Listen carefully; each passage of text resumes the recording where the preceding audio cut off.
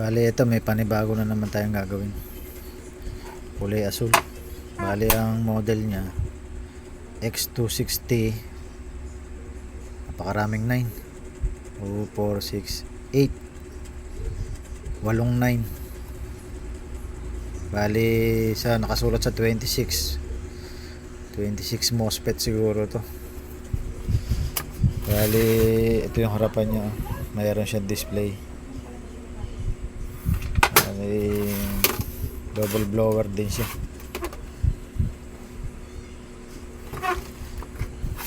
Bali kakalasin ko muna. Tignan natin loob.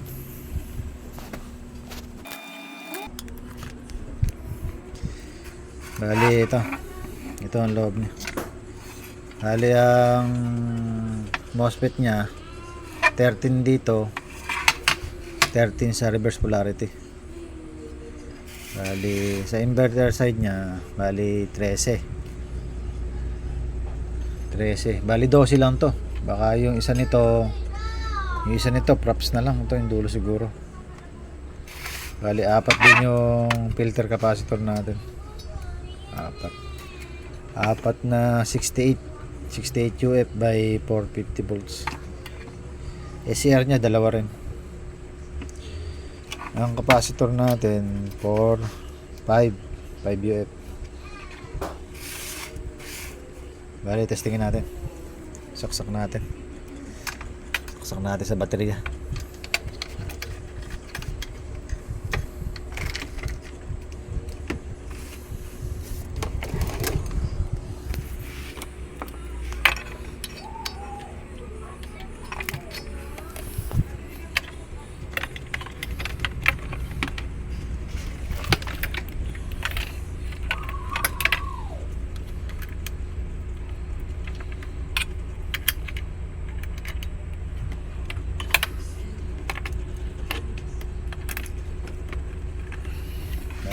Saksak na.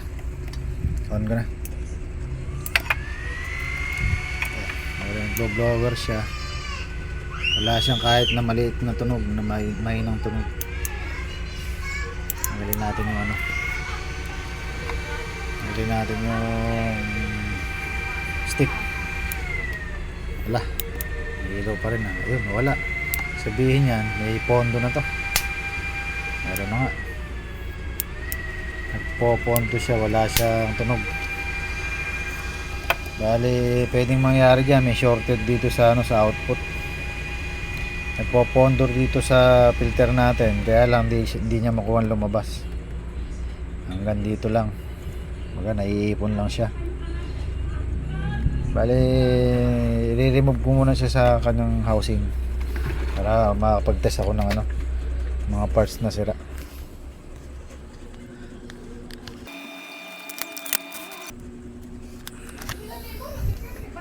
Bali ito yung likod niya. Bali meron na rin pala siyang repair. Pag tatanawin natin dito sa kabila, talagang makinis, parang walang nagalaw. Pero pag baliktad pala niya, may mga repair na siya. Tapos napansin ko sa reverse polarity niya, ito sa kabila na to.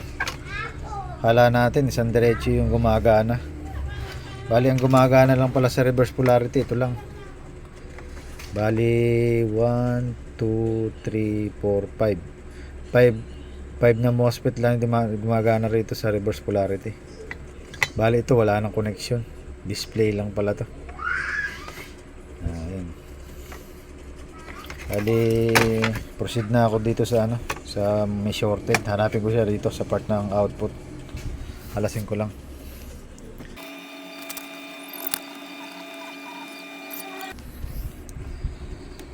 Bali ito, meron pa tayo isang napansin. Bali yung SCR pala niya, isa lang ang gumagana.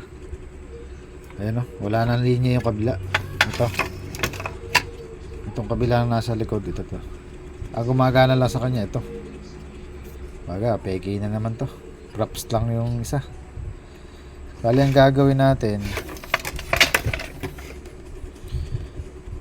jumperan na rin natin siya papunta doon. Gagawin natin dalawa SCR para hindi siya nasisira madalas. Mas patitibayin natin siya. Bali Tingnan natin yung DB3 kung pati DB3 tinamaan. Wala yung tester natin. Check ko lang dito.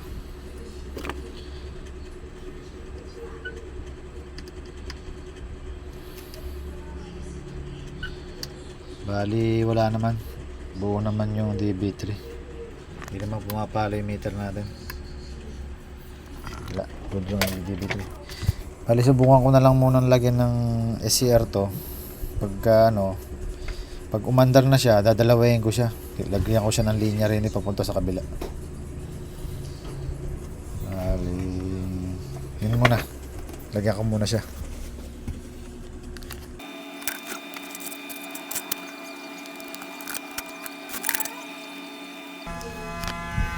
Bali ito. Bali umaandar na siya, kaya lang hirap siya. Ang kaya niya lang pailawin hanggang 2000 watts. Bali pagka download ko na yung 4000 watts, hirap na siya, ayaw niyang tumuloy. Hindi siya tumutunog. Bali try kong palitan yung capacitor, dadalawahin ko yung ACR niya. Tapos mag-a-adjust ako sa sa protect niya. Bali ito yung protect niya, yung resistor na to. Bali dito yan, ito yung pinaka niya pinaka PWM niya. Yung autocoupler na to, ang katugon niyan nandito sa resistor na malaki saka resistor na maliit. Bali mag-a-adjust lang ako doon sa maliit. Ayusin ko muna.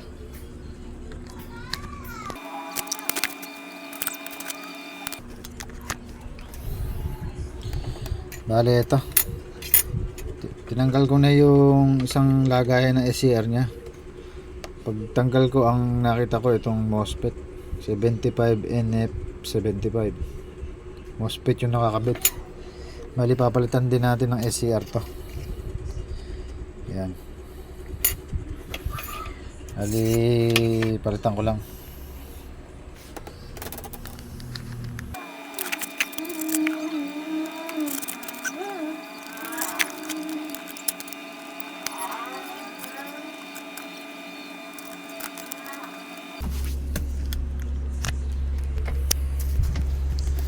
Bale ito na, naikabit ko na yung isang SCR. Bale pakikita ko ilalim. Bale yan yung ilalim. Nag-jumper na lang tayo ng mga copper wire. Bale yung nung di pa natin nalalagyan to, nakakonect pa to. Kailangan.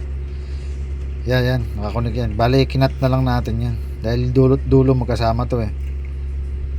Kabilang dulo, nag-cut na lang ako sa gitna, tinanggal ko kasi naka-series na siya rito. Pagka hindi natin tinanggal yon, sasabog po yan, puputok. Bali pinutol lang po natin. Bali subukan na po natin.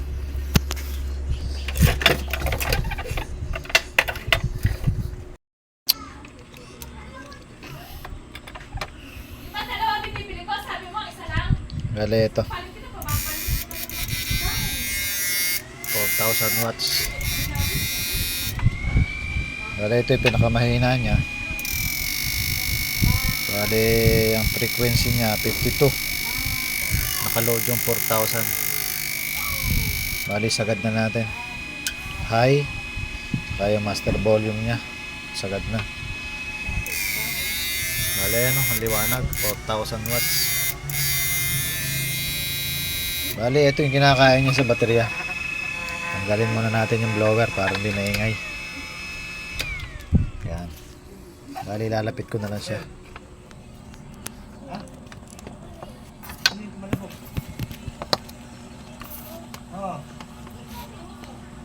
Bali ito, yun ko na.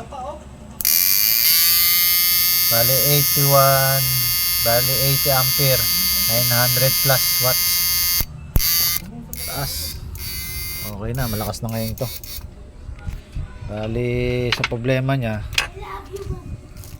ang pinalitan natin capacitor, tapos SCR, tapos nagdagdag tayo ng isang SCR. Nag-adjust ako sa protect niya.